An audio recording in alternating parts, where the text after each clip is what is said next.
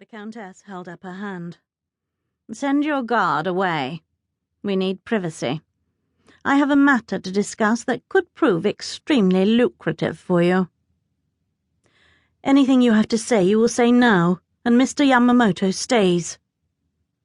Kyuzo eyed Jackson and widened his stance. "I stay." "Very well."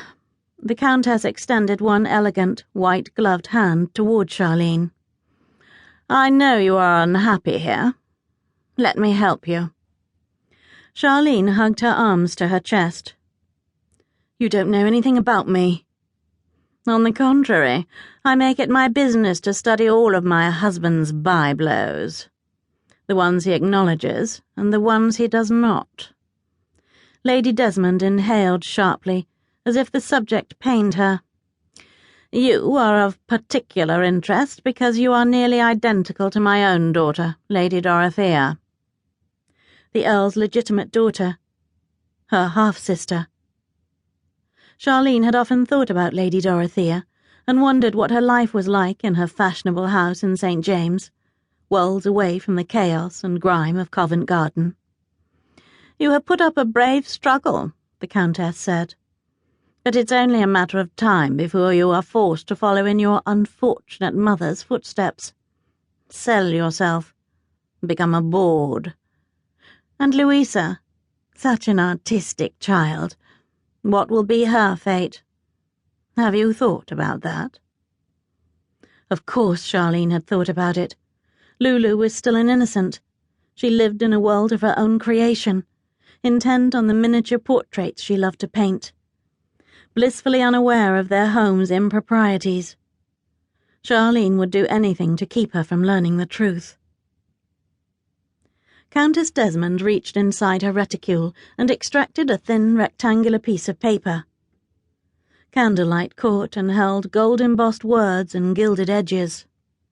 "This is your golden opportunity.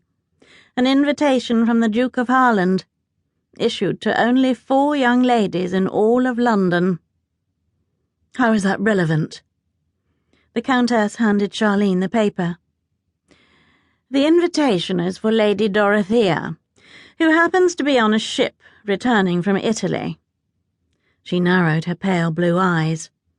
"I refuse to let the trifling fact that she is not here ruin my daughter's chance of becoming a duchess. You were born to play this role, my girl. You will use your arts to snare the Duke.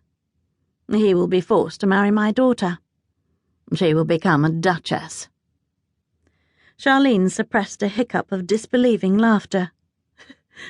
"You want me to seduce a duke, while pretending to be your daughter?"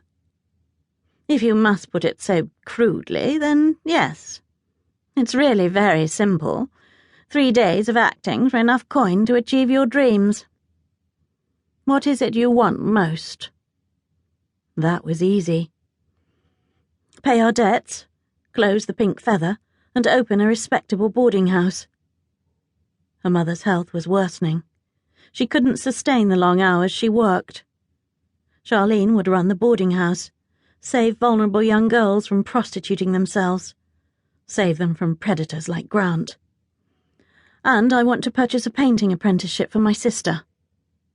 "Well, then," said the Countess with a slight smile.